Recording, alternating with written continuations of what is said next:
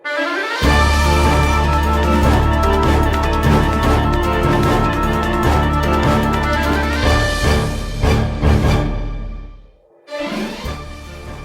araw, Olongapo. Ako si Abigail Gracia Legaspi at ito ang mga balita ng Batangapo News TV na nakalap ng ating mga kasama sa loob ng isang linggo. Ang mahalagang kaganapan sa linggong ito sa ating headlines. Consumer dialogue sa pagitan ng OEDC at mga residente ginanap. Olonga Peña umaariba sa Miss Earth 2013. Olongapo nakiisa sa kampanya laban sa karahasan sa kababaihan. 60 Seconds with City Councilor Doc Ed Guerrero. At biyaheng ka po, samahan nating silipin kung saan ang susunod na biyahe ni biyaherong David Bayarong. Tunay nga na ang Olongapo ang tinaguriang home of the most beautiful women in the world dahil isa na namang Olonga Peña ang umaariba sa Miss Earth 2013. Ang report mula kay DJ Nicole Jose. Isa na namang binibini mula sa Olongapo ang kasali sa Miss Earth 2013 Beauty Pageant. Matapos makoronahan bilang Miss World 2013 si Megan Young, eto na naman ang isang magandang binibini mula sa syudad na maaaring mag-uwi ng panibagong corona para sa ating mga batang gapo. Siya si Angeli Claudette de los Reyes na kandidata ng Pilipinas sa ginaganap na Miss Earth 2013. Si Angeli ay mula sa barangay New Cabanan, nag-aral ng kolehiyo sa St. Columban College, isang registered nurse at kasalukuyang nagtuturo sa Lyceum of Subic Bay kung saan siya rin ang marketing head. Proud na proud si Olongapo City Mayor Roland Paulino kay De Los Reyes at sinasabing nasa likod niya ang buong mamamayan ng Olongapo para manalo at maiuwi ang bagong karangalan. Umapila din si Mayor Paulino na tulungang manalo si De Los Reyes sa online voting. Ang Miss Earth 2013 ay gaganapin dito sa Pilipinas at ang Grand Coronation Night ay masasaksihan sa Versailles Palace sa Alabang, Muntinlupa sa December 7 alas 7 ng gabi. Consumer dialogue sa pagitan ng Olongapo City Electricity Distribution Company at mga residente ng Olongapo ginanap. Ang detalye sa ulat ni Binibining Sheila Sambilyon. Maling reading ng metro, mataas na bayarin, madalas na brownout, pagputol ng street lights, ang ilan lamang sa mga reklamo na dinulog ng mga residente sa ginanap na Consumers Dialogue sa pagitan ng mga opisyales ng Olongapo Electric Distribution Company at ng mga residente na ginanap sa Rizal Triangle nitong nakaraang Sabado. Ang Consumers Dialogue ay inorganisa ng Batangapo People's Organization sa pamumuno ni Patrick Escusa at ang mga miyembro nito at dinaluhan ng mahigit sa 400 residente ng Olongapo. Isa-isa ring nag-fill up ng complaint form ang mga consumer para dokumentado ang kanilang mga hinaing. Noong September, 10,416. Pagkatapos ng October, naging 4,500 na lang. So that means, ang laki pa ng depression, mahigit kalahati. Kung actuate yung pagkakalibrate sa mga metro natin. Yun lang po tanong ko sa inyo. Ang patakaran ng ERC ay lahat talaga ng metro dapat dumadaan sa testing sa isang ERC accredited meter lab. Pang yan po ay itinetest nila yung accuracy ng metro. Pang pumasa sa meter test lab yan, isa-certify ng ERC na pasado siya. Sa bandang huli, nangako ang OEDC sa pamumuno ni OEDC President Jose Abaya na gagawin nila ang lahat upang ayusin ang mga problema at maibigay ang 100% na serbisyo ng kanilang kumpanya. Para sa Batangapo News TV, Sheila Sambilyon, nag-uulat. Bureau of Internal Revenue umabot na sa 1.7 billion ang nakokolektang buwis. Ang detalye mula sa ating kasamang si Ray Toledo. Umabot na sa 1.7 billion pesos ang koleksyon ng Bureau of Internal Revenue Olongapo sa buwan ng Oktubre. Ito ang naging pahayag ni Revenue District Officer Irene Goza. Ayon kay Goza, nalampasan na nila ang kanilang taunang target na nakakahalaga ng 1.6 billion pesos. Isa sa mga hakbang na ginawa nila upang lumaki ang koleksyon ay ang Tax Compliance Verification Drive o Tax Mapping, kung saan binibisita nila ang mga establishmento upang alamin kung bayad ba sila ng buwis o hindi. Gumagawa din sila ng isang hakbang katulad ng information dissemination kung saan pinapaalalahanan ang mga taxpayers ng kanilang obligasyon sa buwis at inuobliga din sila na magsumiti ng reportorial documents para sa pag-file ng kanilang tax remittances. Idinagdag pa ni Goza na maari pa itong lumaki dahil hindi pa tapos ang kasalukuyang taon. Para sa Batang Gapo News TV, Ray Toledo reporting. Olongapo nakiisa sa kampanya laban sa karahasan sa kababaihan. Ang kabuang report mula kay Cathy Mancao Ramos. Karahasan sa mga kababaihan, itigil na. Ito ang sigaw ng kampanya ng lokal na pamahalaan ng Olongapo at ng nasyonal na pamahalaan matapos umpisahan ang 18 araw na kampanyang Violence Against Women na sinimula noong nakaraang November 25.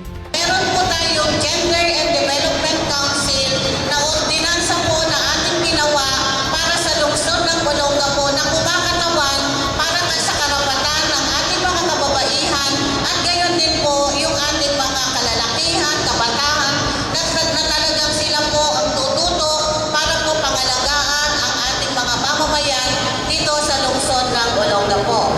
Ang layunin sa kampanyang ito ay iangat ang suporta at kasunduan ng ahensya ng gobyerno upang mabawasan ang karahasan laban sa mga kababaihan at kabataan. Layunin din ito ang mapanatili at mapaganda ang polisiya, batas at mekanismo na tumutukoy sa Violence Against Women o VAW. Ang gawain ito ay nakasaad sa Presidential Proclamation 1172 at nasasakupan sa Republic Act 10398 na nagdeklara ng November 25 bilang araw ng national consciousness para maibsan ang karahasan laban sa mga kababaihan at mga kabataan. Ilan sa mga aktibidades sa naturang kampanya ay ang libreng check-up, pap smear, population education seminar, ligation at iba pa. Para sa Batang Gapo News TV, ito si Cathy Mancao Ramos.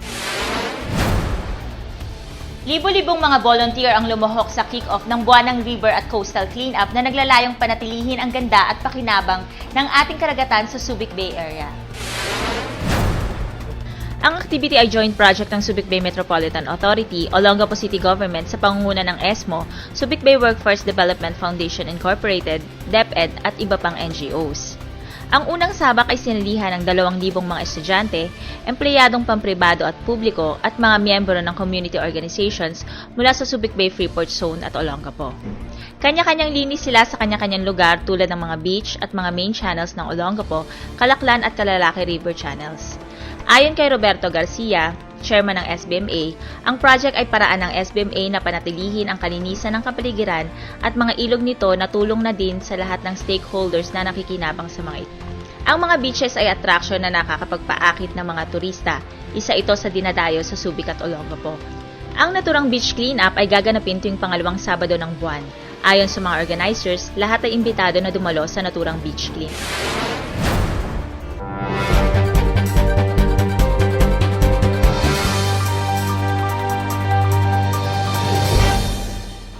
Si Councilor Guerrero po ay isang doktor, pediatrician po ako. Nagretiro po ako noong nakaraang taon. Gusto ko pa makatulong sa ating mga mamamayan. Lalo na po siguro sa inyong mga anak, i-maintain na natin at tutukan po ang kanilang kalusugan. Ako po ay chairman ng Committee on Health at chairman din po ako ng Senior Citizens and Veterans Affairs. Akin pong tinutukan at sinuportahan po ang pangangailangan ng ating hospital. Kailangan po ay magkaisa tayo, magtulungan po tayo at sama-sama po tayo. Sa mga sumuporta po sa akin ay sisikapin ko na kayo ay aking matulungan, matugunan ang inyong pangangailangan, lalo-lalo na sa pangkalusugan.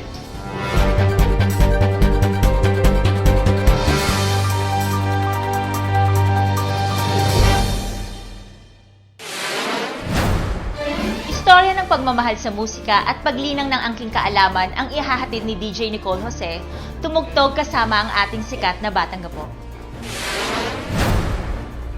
Musika ay buhay. Buhay ay musika para sa kanya.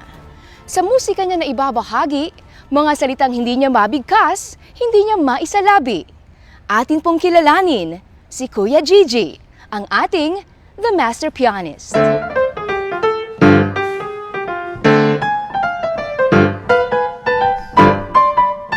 Pamilya, karanasan at mga sitwasyon sa buhay ang nagsisilbing inspirasyon niya sa pagtugtog at paglikha ng awitin.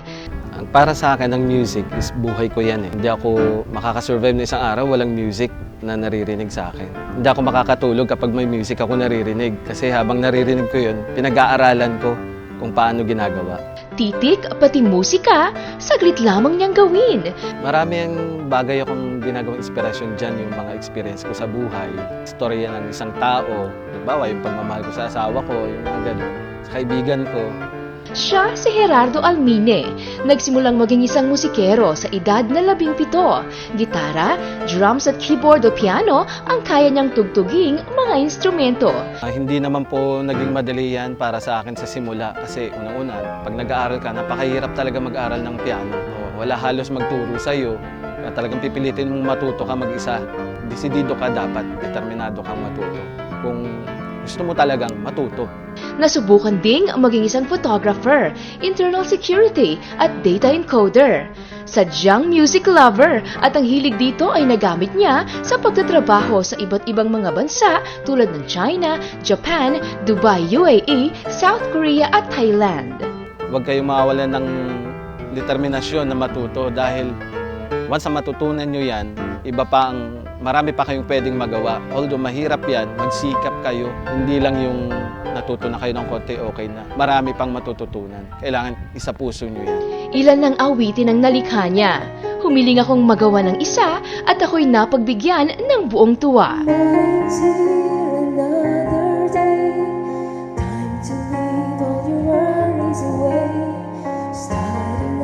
With a simple tune, with a voice by your side, you won't be alone. The voice and the melody will touch the heart of you and me. I'll be here till the sun goes down. I'll be your minister. I'll be around, making you smile, making you cry. With the songs of life you had for a while.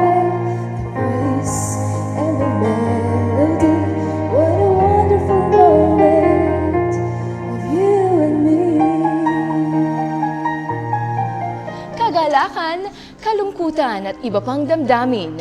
Sa musikang gusto mo, tiyak masasalamin. Para po sa Batanggapo News TV, Kathleen DJ Nicole Jose, nag-uulat.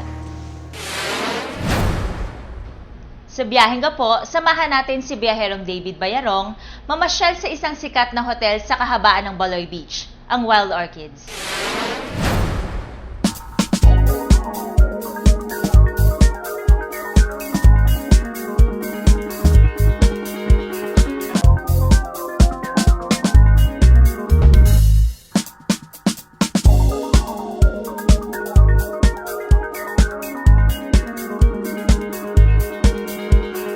Isang luxury hotel sa kahabaan ng Baloy Beach, Barrio Barreto ang bibisitahin natin upang makapag-relax at mag-enjoy sa kanilang very cozy rooms, elegant restaurant at napakagandang amenities. I think here only in Barreto we got the heavenly pool here in this area. As you can see when you go down, you will see our biggest pool here. Well, there's only one word I could say. There's no rainy season in Wild Orchid Beach Resort. Because of the services that we rendered, we got the excellent services that I think Wild Orchid is one in the top 40 in the area, all over the Philippines. Samahan nyo rin kami upang gumimik sa kanilang bar at mag-enjoy kasama ang live band hanggang madaling araw. Lahat ng to ay mapapanood sa full episode ng Biyaheng Gapo sa susunod na linggo. Ako ulit si David Bayarong para sa Batanggapo News TV. Malamig na ang simoy ng hangin tuwing gabi dahil 26 days na lang, Pasko na. Inyo pong nasaksihan ang mga balitang nakalap ng Batanggapo News TV. Hanggang sa susunod na linggo, Abigail Gracia Legaspi ang inyong tagapagbalita. Mabuhay Olongapo!